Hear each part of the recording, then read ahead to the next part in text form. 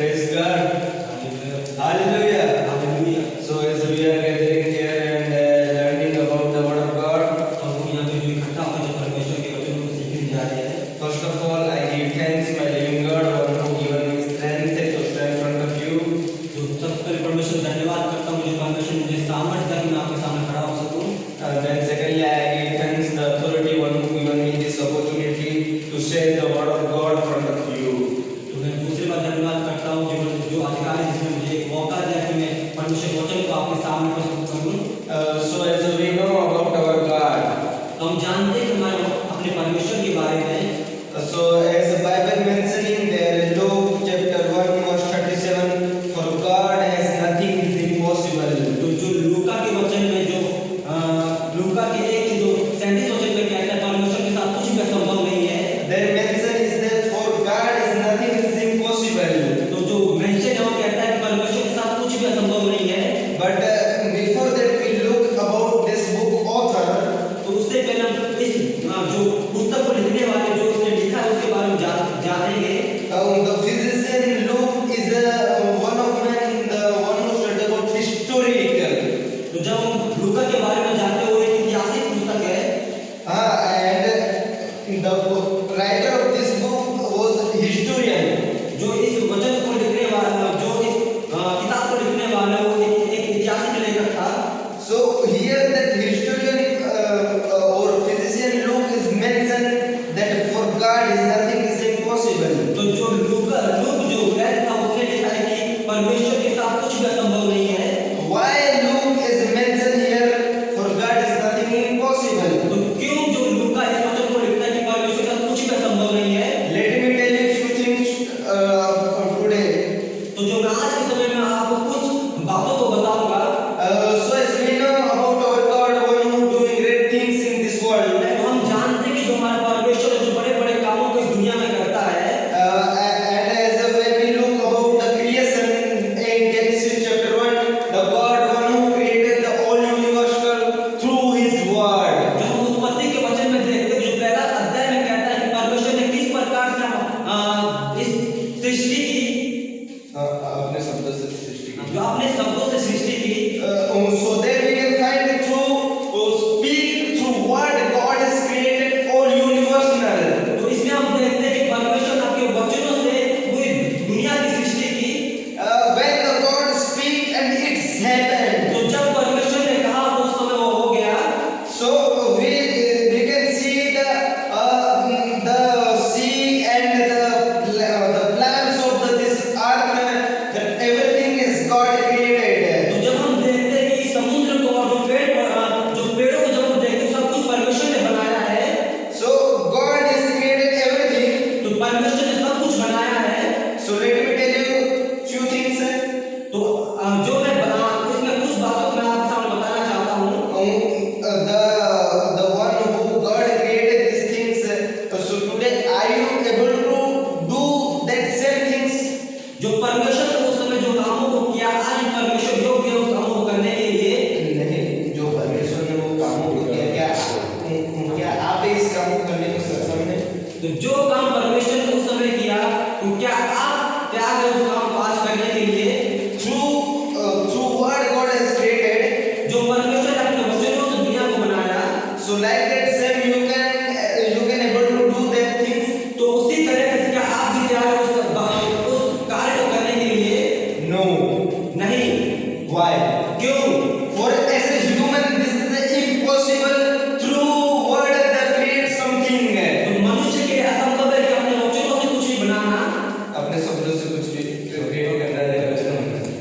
So as in the eyes of human it's impossible. तो मनुष्य के द्वारा वो असंभव है। But front of God it's nothing is impossible. परमेश्वर के लिए कुछ भी असंभव नहीं। Because Luke has know very well about the what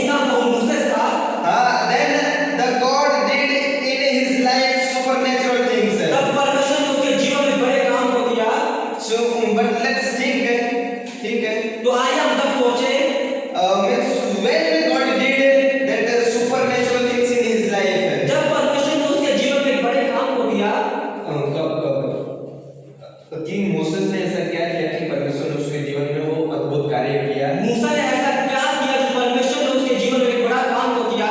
Oh, when the people are murmuring, the Moses showing now, when Moses saw now situation is out of control, now situation is bad.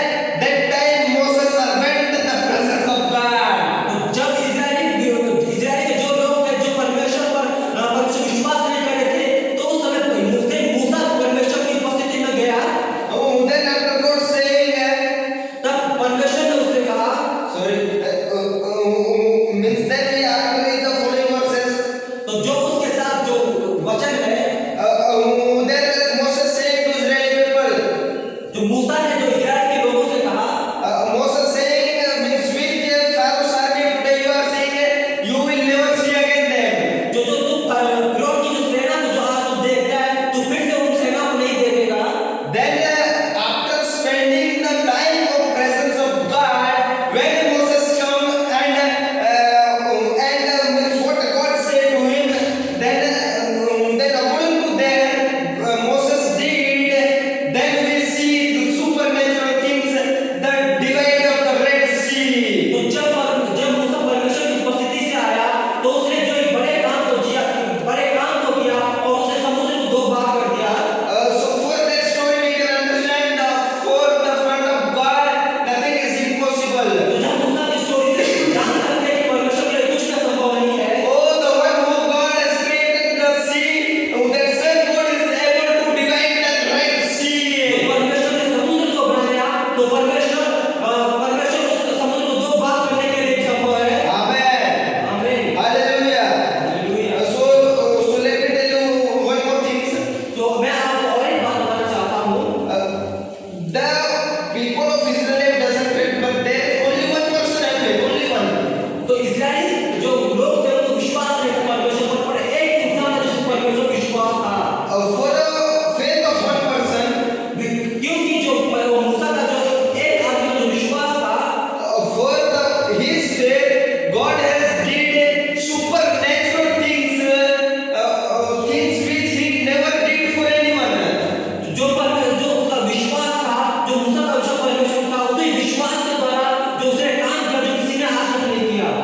Oh, for that one faith, one person faith, God has did historical things which is, God did historical things which is never happened in this world. क्योंकि उस एक इंसान के कारण परमेश्वर ने जो काम किया वो आज तक इतिहास में किसी ने नहीं किया। So I said I will say one more thing. तो मैंने कहा था कि मैं तुम्हें और एक बात बताऊंगा। And that things was the story of Abraham. तो वो बात ये है कि अब्राहम के जीवन के बारे में। Means the when God has promised Abraham, तो जब परमेश्वर ने अब्राहम को वादा किया, I will make you the father of nation. मैं तुम्हें जाति का मूल पिता बनाऊंगा। So that time Abraham thought how it is possible. तब अब्राहम ने सोचा कि कैसे पॉसिबल है, Because Abraham was the old man. क्योंकि जो अब्राहम था वो एक बूढ़ा इंसान था। Then his wife also Sarah, she also old. जो उसकी पत्नी सारा थी वो भी बहुत बूढ़ी हो चुकी थी। Then after God saying, I will make you the father of nation. तो तब परमेश्वर ने कहा मैं तुम्हें जाति का मूल पिता ठहराऊंगा। So that time Abraham thought how it is possible. तो उस समय अब्राहम ने सोचा कैसे पॉसिबल है, Because I am not, I am the old man. क्योंकि मेरे पास वो शक्ति नहीं, क्योंकि मैं एक बूढ़ा इंसान